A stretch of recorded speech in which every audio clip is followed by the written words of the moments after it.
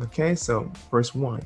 Let us therefore fear, lest a promise being left us of entering into his rest, any of you should seem to come short of it.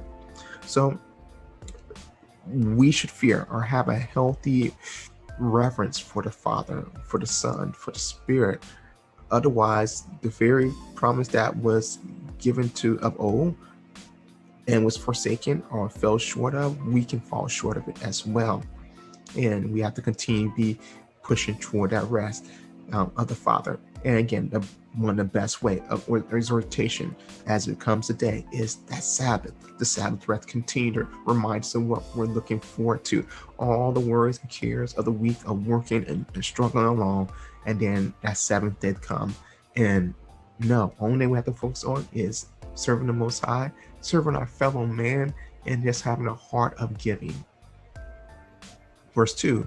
For unto us was the gospel preached as well as unto them, but the word preached did not profit them, not being mixed with faith in them that heard it.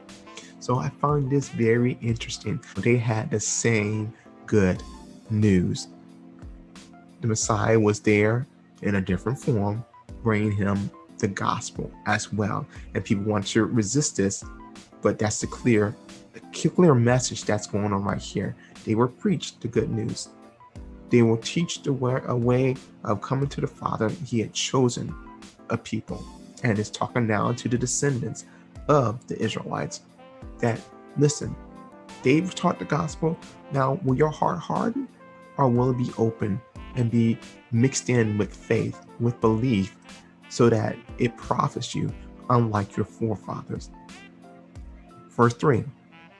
For we which have believed do enter into rest, as he said, as have sworn in my wrath, if they shall enter in my rest, although the works were finished from the foundation of the world. So this reminds me of the lamb that was slain from the foundation of the world. This they already knew, or at least those who were faithful, like Moses, like David.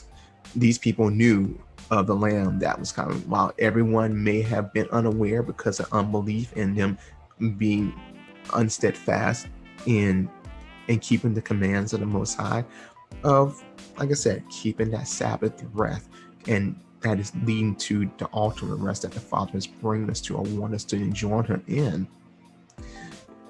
Because of unbelief, they were blocked, and the Most High swore, and there, once He is sworn something, there's no going back. So it shows that we have a measure of time to get things right.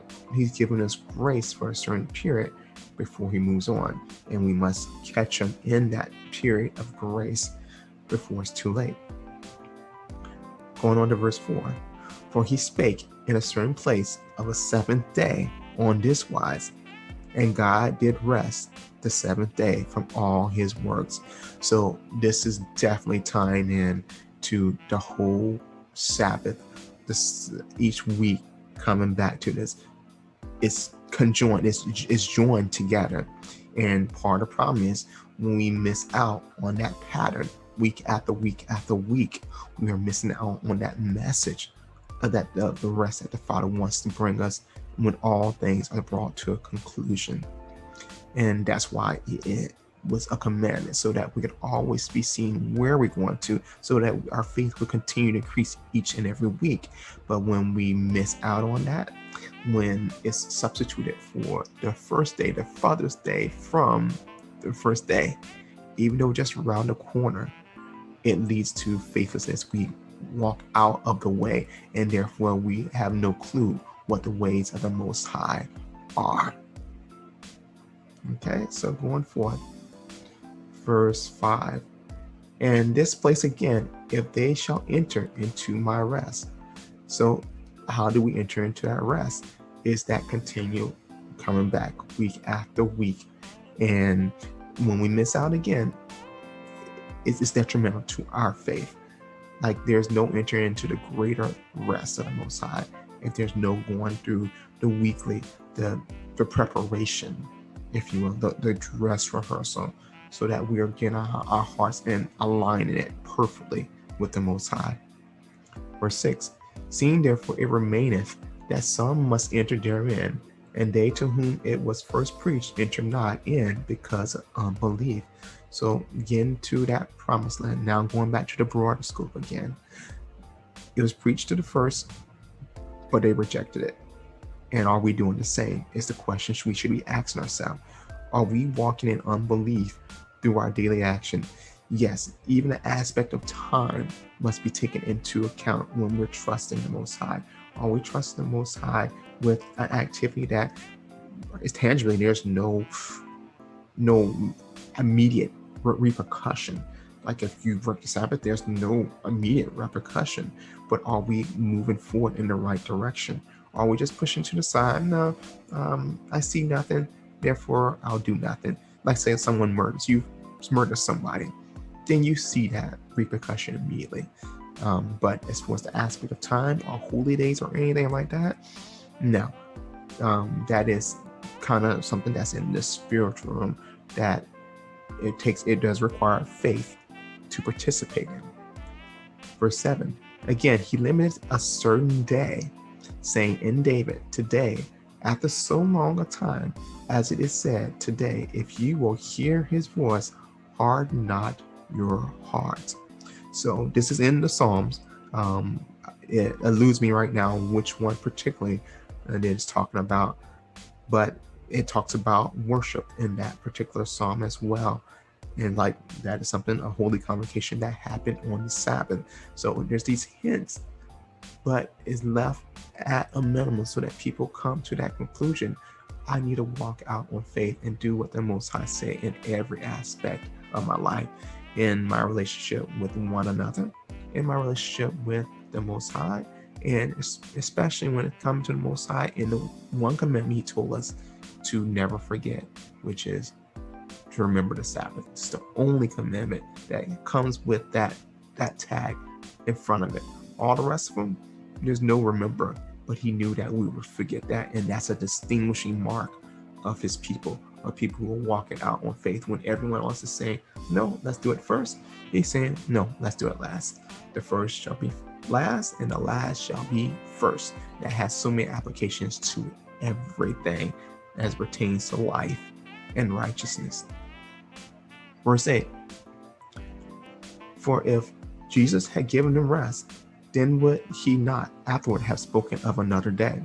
So again, what we're saying right here, Messiah was there, just in a different form, in the pre-body form. He had given them rest. He was leading Moses, leading the Israelites forward. And some people want to say Joshua. Okay, it's another name. That's another name for the Messiah. He saves, if you will. But in the end, it's still pointing to that, hey, the Messiah, the one that we know as Yeshua, or as Jesus in this case, was there leading the people.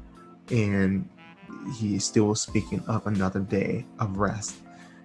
Verse 9, therefore remaineth therefore a rest to the people of God. Again, talking about the very end now. So we talked about a certain day, and we talked about the seventh day. But now there still remains a rest for the people of the Most High, of the Son, who are walking in faith. Verse 10, For he that is entered into his rest, he also has ceased from his own works, as God did from his. But seeing that we are still in our works, we are pushing forward week by week, going through that whole Sabbath day cycle until we finally reach the end of our works, and we are participating in this a complete rest, like the Father has done, or what he has performed since the very beginning. 7 days he rested, and now it's just we're playing, if you will, catch up as we're going through the cycle and the dress rehearsal, week after week after week, building our faith so that we are pleasing the Father in our faithfulness. Verse 11, let us labor therefore to enter into that rest, lest any man fall after the same example of unbelief. So again, let us labor of love. How do we labor into that rest? By keeping the Sabbath, by doing that example that we've seen the Father do. Otherwise, what will happen? We will fall in unbelief if we are unwilling to learn and repeat what the Father is doing through that pattern. We're going to go by another pattern. We're going to go by a satanic pattern. And therefore, we be lost when everything is said and done. Verse 12. For the word of God is quick and powerful and sharper than any two-edged sword, piercing even to divide asunder of soul and spirit, and of the joints and marrow, and is a discerner of the thoughts and intents of the heart. So, what is it saying? The word of the Most High, of the power of Yeshua, who is one with his Father, is able to make you alive, and is powerful, and is able to separate something that is seemingly the same. So soul and spirit, what's the difference between that? Well, the soul is what makes you unique or character yourself, whereas the spirit is what is infused in us that makes us alive. But the difference, delineation between those is a very thin line, or seemingly so from our perspective on this side of life. And the joints and marrow, again, we have our bones. Our bones are made of marrow. So separating them is seem like an impossible job, but the two-edged sword of the word of the Most High, of the power, is able to separate even that, and able to break apart our thoughts and our intents. So there's no one that's being fooled. The Most High knows what we're doing. And again, if it's that unwillingness to be open, contained, as it's called today, if it's unwillingness to stay out of the trap of the deceitfulness of sin, if there's no repeating what our Father is doing, like children seeing their parents and wanting to make up a bed or doing dishes with them, if there's no repetition of that pattern, then our hearts will stray, and we will take on the characteristic of a different God, of a God that many people serve, called Satan. He is their God because they have chosen to ignore the laws, the rules, the instructions, the commands of the Father who created them all. Verse 13. Neither is there any creature that is not manifest in his sight, but all things are naked and open unto the eyes of him with whom we have to do. So we have to do. There's no ifs and buts around it. And if we choose to go in the contrary way, then there's a cost, there's a price to pay.